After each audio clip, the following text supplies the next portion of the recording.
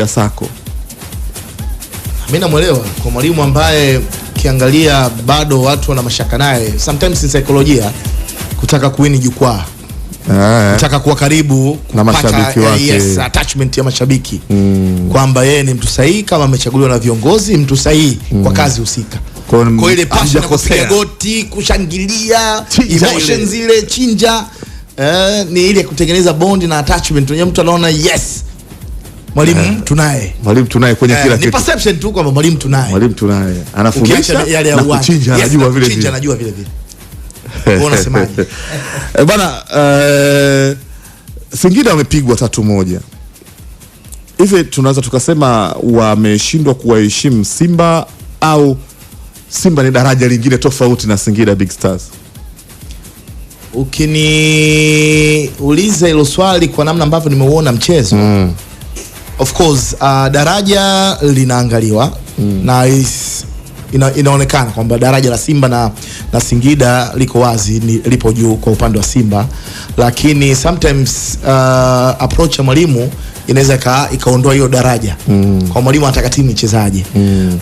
Ukiangalia of course quality imeamua kwa kiasi kikubwa sana kwa upande wa Simba.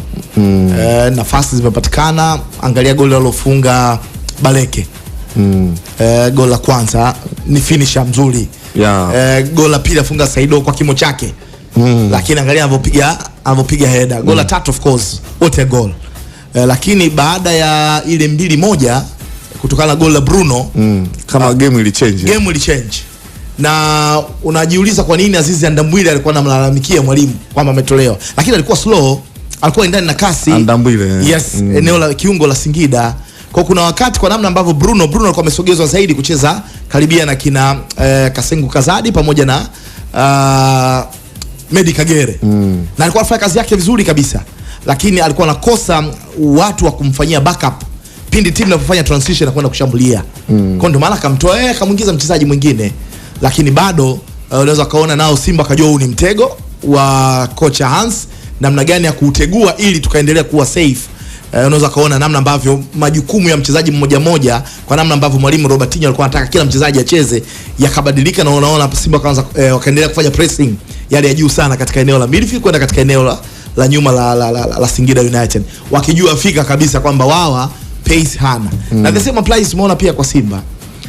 Pamoja na ushindi wa leo, lakini bado inakuogofya katika hali fulani hivi kwamba defenders wake match fitness kwanza hawana.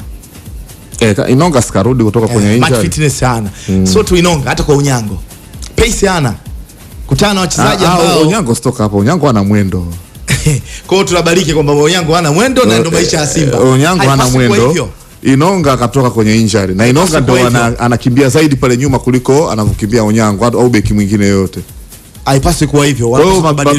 Mabeki wanatakiwa viberenge au of course. Sasa hii dunia sasa unakutana na wachezaji ambao wanakimbia muda wote, zinapigwa katika njia tukimbizani.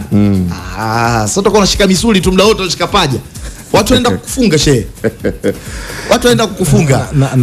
Na hata ukicheki Edgar, mimi wakati ile game inapigwa, moja kati ya vitu ambavyo pia nimevigundua ni namna ambavyo mwalimu kuna kitu ambacho anakitaka. Unajua Lombano amezungumzia yeye kushangilia sana mabao ya Sako, na ni moja kati ya kijana ambaye makocha wengi wanamtazama kama future ya Simba kwa sababu ya umri wake. Kwa muda mrefu unamuona ana uwezo wa kucheza kwa muda mrefu, lakini ni mchezaji ambaye anakuofa vitu vingi sana, na ukifuatilia Simba kwenye eneo la mwisho ndio mchezaji pekee mwenye uwezo wa kutrack back, atapanda, atashuka, atakusaidia kupress, ndio vitu ambavyo wanavihitaji kwenye modern game. Lakini ndio mchezaji mwenye uwezo wa kukupa mabao tofauti, kwa sababu Chama ana uwezo wa kudribble, wa kufika na kukupa magoli ambayo yani yeye magoli magumu anafanya yawe rahisi. Ukimtazama Boko on space, ukimtazama Jean Baleke on space, lakini Pape Osman Sako kutokana na umri wake, flexibility yake, anafunga sana magoli ya kuvutia mno kutokana na kwamba yani mwili unaruhusu, lakini pia kuna faida. Tazama faida ambayo amekuwa nayo, yani mpira unapigwa moja kwa moja na unaungwa kama ulivyo, na hii ni mara ya pili anarudia. Ya kwanza ilimpa goli bora Afrika, na leo ameanza tena ajenda yake ya kulitafuta goli bora la msimu. Yani leo ameanza ajenda ya kutafuta bao bora la msimu kwenye hii ligi yetu. Na watu wanasahau kwamba goli bora Afrika kwenye Interclub kwenye la kimashindano ilikuwa ni kwa staili ile ile. Ilikuwa ni Shomari Kapombe na TikTok ya Sako. Leo tena vile vile Shomari Sako anaweka tena kwa staili ile ile. Ambacho mimi nakiona kwake ni kwamba of course kwa umri wake kuna wakati tunamuelewa kwamba angelipenda zaidi watu wampende zaidi kwa staili yake ya uchezaji. Anafunga magoli mazuri sana, lakini kwa faida yake kuna wakati unaweza kusema kwa nini Sako anapata majeraha ya mara kwa mara, kwa sababu anataka kuwa na possession ya mpira hata katika mazingira ambayo astahili kukaa na mpira kwa muda mrefu, na hii ndio ambayo kuna wakati watu wanamtrack wanamkuta na inapelekea yeye kuweza kuumia. Lakini bahati mbaya sana kwa Baleke kukosa goli la wazi katika mazingira ambayo wakati anatoka ile goti ilikuwa ni Wakanda anashangilia au alikuwa anaomba msamaha, kwa anajiuliza kwa aliomba radhi pia. Kuomba radhi pasi nzuri sana kwa goli jepesi kabisa. Yes, lakini ndio ilivyo maisha ya mchezo wa soka.